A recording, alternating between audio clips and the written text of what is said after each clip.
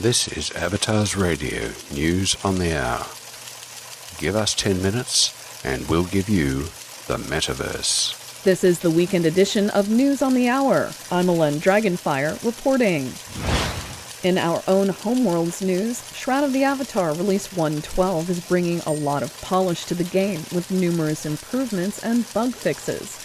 Players can also look forward to finding 4 new rustic cabinet recipes at deco merchants in the Verdantis region, including a large rustic cabinet, tall rustic cabinet, small rustic cabinet, and short rustic cabinet. Release 113 is set to bring even more content next month. Spring is here, and players can celebrate by decking themselves out with new gear from the rewards program. Release 112 login items include a yellow ladybug backpack, a pair of brown bunny slippers, and a half-dozen confetti eggs. However, be warned the decoration of your friends with eggs is temporary. Additionally, players got a sneak peek at Port Harmony, where throwing eggs at your friends is not appropriate. Also, don't miss the post-release community livestream. You can participate on stream by submitting questions for the devs in-game by using Universal Chat. Type Ask a Dev space before your questions. Unfortunately, Chris Spears won't be able to attend due to work commitments in Las Vegas. Tune in at 2 p.m. Pacific Time on Friday to watch live on Twitch. And in event news, April 8th will be the first anniversary of the player-owned town Umbra Regnum in Shroud of the Avatar. Join the festivities at 12:30 p.m. Pacific Time at Governor Ayan's Castle. There will be food, drink, and cake for everyone. Get ready to go where no teenager has gone before. CBS Studios has officially announced a new Star Trek series, Starfleet Academy, which will follow a group of young cadets as they endure rigorous training for future interstellar missions. Alongside navigating friendships, rivalries, and romances, these cadets will face a new enemy threatening the Federation. Alex Kurtzman, the head honcho of Star Trek, and co-showrunner Noga Landau will produce the series. While this won't be the first time Starfleet Academy has been exposed in Star Trek fiction, we can't wait to see this new generation of visionary cadets take on the final frontier. We've been reporting about E3's attendee issues this week, and now finally, E3 2023, the much-anticipated video game expo, has been canceled. In an interview with GamesIndustry.biz, ESA President and CEO Stanley Pierre-Louis blamed the pandemic, economic headwinds, and changes in marketing strategies of game publishers for the event's downfall.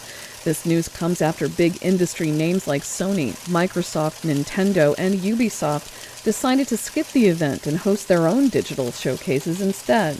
While Pierre-Louis did not confirm whether E3 will return in 2024, he acknowledged that the ESA is looking for a way to accommodate the evolving marketing needs of game publishers. The ESA and ReedPop, which organized the event, will continue to work together on future E3 events. For now, the gaming community will have to wait and see what the future holds for the industry's most influential of events. How will this impact smaller businesses that rely on the event? G'day, gamers!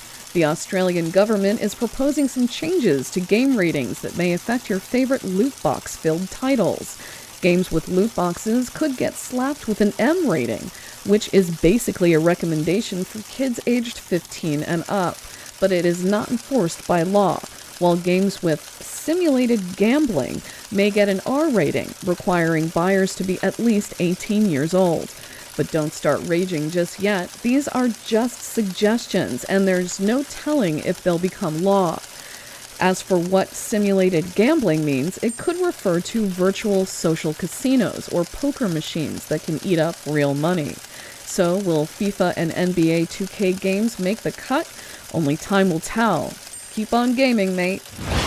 In a case of better late than never, The Last of Us Part 1 on PC has dropped its second patch in just 2 days, while presently suffering a mostly negative aggregate score on Steam. Oh dear. Naughty Dog promises the hotfix handles some of the game's most embarrassing issues, including high VRAM requirements and wonky visuals. The patch also promises to decrease PSO cache size to reduce memory requirements, meaning fewer crashes and more uninterrupted gameplay. While it's a shame that PC players aren't getting the smoothest experience with this beloved title, at least Naughty Dog is working hard to fix the issues. If you're experiencing any problems, head over to their feedback page and see if they've already addressed it. In the meantime, try not to laugh too hard at Joel's eyebrows. Lost Ark is dropping a major April update. The Belshazzar raid is getting a hard mode, with new mechanics and challenges that'll have even the most skilled players shaking in their boots. And if you're hungry for better gear, you'll need to conquer this beast to get the materials for the new ancient gear. But wait, there's more. Ark Pass Season 3 is back with rewards like honing material selection chests and the Dark Priest Warhorse mount. Plus, there are new progression events to level up your character. And let's not forget about the new Hanumatan Guardian raid. Get ready to kick some butt, gamers. Hold on to your implants, Cyberpunk 2077 fans. CD Projekt Red has bounced back from the disastrous launch with a successful anime and many bug fixes and updates.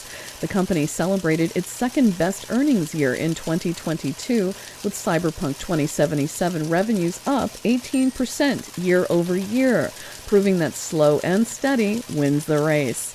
The upcoming DLC, Phantom Liberty, promises hard-bitten espionage and survival action, and CD Projekt Red plans to kick off its marketing campaign in June. Who knows, maybe they'll even fix the subway and hopefully include some of those based human moments fans love. In more CD Projekt Red news, the studio has clarified that the upcoming Witcher multiplayer game, codenamed Sirius, is not cancelled. Still, it's getting a makeover.